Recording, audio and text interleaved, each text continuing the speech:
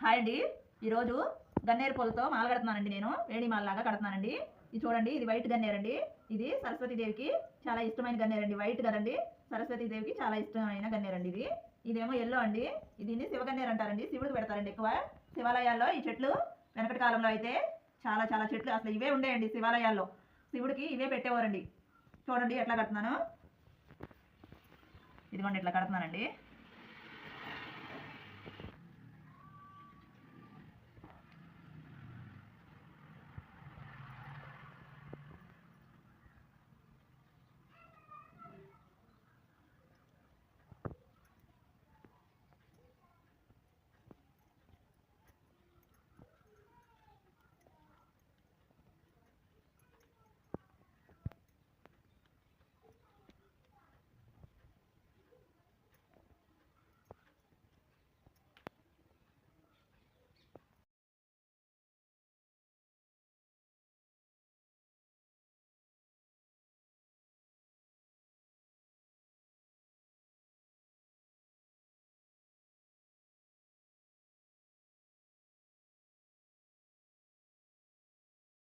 అది లక్ష్మీ తల్లికి ఇష్టమైన గన్నేరు.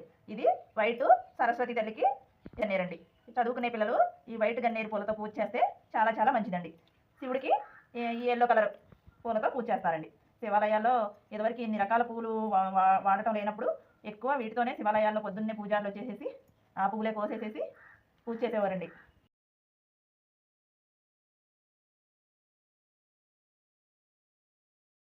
పెద్ద పెద్ద చెట్లే ఉంటాయండి, చాలా పూలు పోస్తాయండి.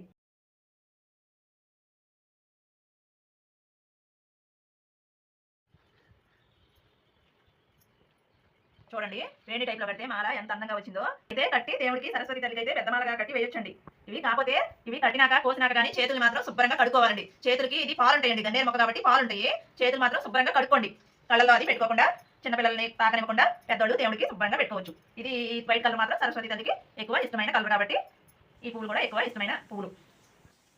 చూడండి మాల అయితే ఎంత అందంగా వస్తుందో. నేనైతే పెద్ద మాల కదండి, నుంచున్ని కూడా ఇట్లా చుట్టూ తిప్పేసి కట్టానండి. ప్లీజ్ సబ్స్క్రైబ్ చేసుకోండి.